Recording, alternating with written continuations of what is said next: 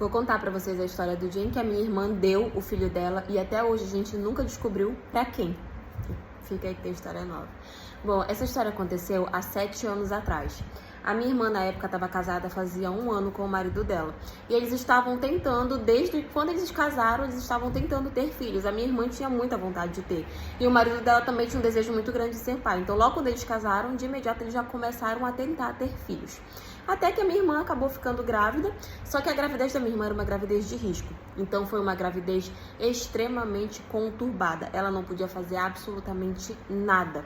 Fora assim, que ela teve vários problemas de saúde e tudo, mas ela quis manter a gravidez até o final. Ela fazia tudo que podia, até que chegou o dia dela ter o meu sobrinho, dela ter o filho dela. E assim, o problema começou aí, porque quando ela teve o bebê dela, todo mundo achava que ela ia ser uma ótima mãe.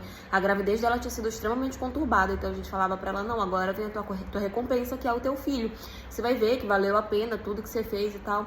Só que a minha irmã, no pós-parto, acabou adquirindo a depressão pós-parto. E de início a gente não tinha identificado que era isso que estava acontecendo com ela. A gente não entendia muito bem. Ela dava de mamar, ela cuidava, mas a gente não via que ela tinha um apego com a criança, sabe? Era tipo assim, botavam no colo dela, ela dava de mamar e já entregava. Ela não queria ficar. Ela ia, dava banho e entregava. Ela nunca queria estar com o filho dela perto dela. E a gente pensava que ela tá cansada, ela quer descansar e tudo, só que depois a gente começou a perceber que aquele comportamento dela não era normal. Ela nunca queria estar com o filho dela perto. Se ele chorava, ela entregava pro marido dela e saía do quarto. Ela não queria escutar ele chorando.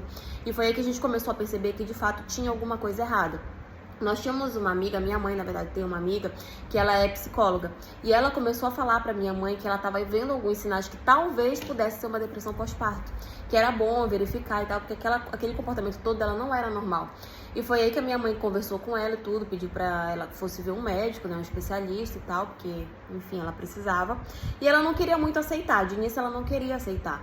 Ela falava que ela não tinha nada, e você não pode obrigar uma pessoa a ir no médico, você não pode obrigar uma pessoa a fazer o tratamento. Mas o marido dela estava sempre ali, ele sempre ficava atento e tal, porque ele sabia o que estava acontecendo, apesar de que ela não queria buscar o tratamento adequado, mas ele sempre ficava muito atento para ver se de repente ela precisasse de alguma coisa. Até que teve um dia em que eles estavam em casa, o bebê dela estava chorando muito, ele estava com cólica, pelo menos a gente acha que era cólica, e ela não conseguia acalmar ele. Até que o marido dela falou que ele ia buscar a mãe dele, porque a mãe dele, ela tem uns remédios caseiros, uns negócios assim, e ela tem muita experiência, né? E ele ia buscar a mãe dele porque ela disse que ela tinha um negócio lá, uma forma de fazer passar a cólica do bebê, e ele ia buscar ela. E ele foi, só que, gente, a casa da sogra da minha irmã, no caso da mãe dele, ficava a 10 minutos de distância, 10 minutos de carro, assim. E ele foi lá rápido. Ele disse que ele só ia lá buscar e ia trazer ela. E ele foi. Quando ele voltou, a minha irmã já não estava mais em casa com o bebê. E aí ele se desesperou, falou, será que ela levou ela para o hospital e tal? E começou a ligar. E ela não atendia o telefone. Ele ligou várias vezes, ela não atendia. E aí ele começou a ligar para mim, começou a ligar para minha mãe, para saber se a gente sabia de alguma coisa. Mas ninguém sabia. Ela simplesmente tinha desaparecido. E ninguém sabia dela nem do bebê. Gente, ela passou assim o dia todo. Ele ainda foi na polícia, né, pra falar o que estava acontecendo, mas eles não quiseram dar muita importância. Falaram, é só uma mãe com filho, ela vai aparecer, né? Eles queriam esperar um tempo antes de dar ela como desaparecida. Só que esse tempo foi crucial, né? Porque ela veio aparecer literalmente 24 horas depois, um dia depois de tudo, apareceu sozinha. E ela tava assim, completamente fora de si. A gente falava com ela, ela não respondia, ela tava transtornada, tu olhava pra ela, parecia que o olhar dela tava distante, parecia outra pessoa, sabe? Ela tava realmente tendo um momento ali que a gente não tava reconhecendo ela. E aí o meu marido dela levou ela pro hospital e tal, fizeram lá tudo que precisava fazer com ela, até que ela voltou e ficou consciente. E no momento que ela ficou consciente, ele perguntou, cadê o nosso filho? O que aconteceu com o nosso filho?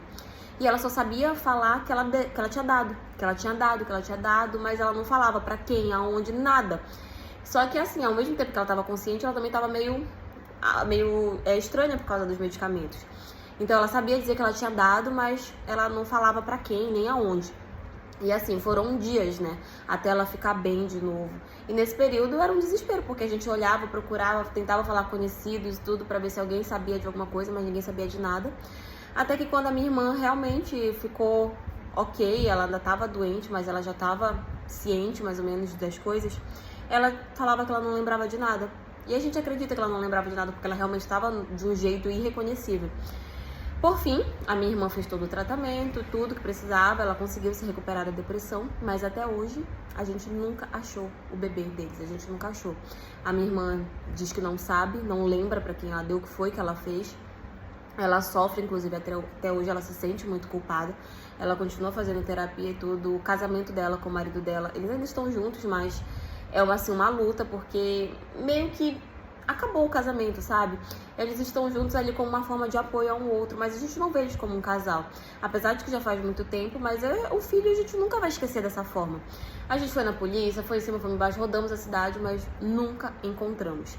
A gente acha que ela deu pra uma pessoa e essa pessoa talvez não fosse daqui, não sei. Por fim, a gente nunca achou meu sobrinho e enfim, já perdemos as esperanças. Já faz tanto tempo que já perdemos as esperanças e como é que a gente vai saber? 7 anos sem ver a criança, como é que a gente vai reconhecer? A única coisa que a gente espera é que quem quer que esteja com ele, que pelo menos tenha cuidado, tenha criado bem, que não tenha feito maldade. Apesar de que, eu parando pra pensar agora, que a pessoa simplesmente sumiu com a criança, pode ser que tenha sido exatamente ao contrário. Mas enfim, essa é a história de hoje. E foi isso.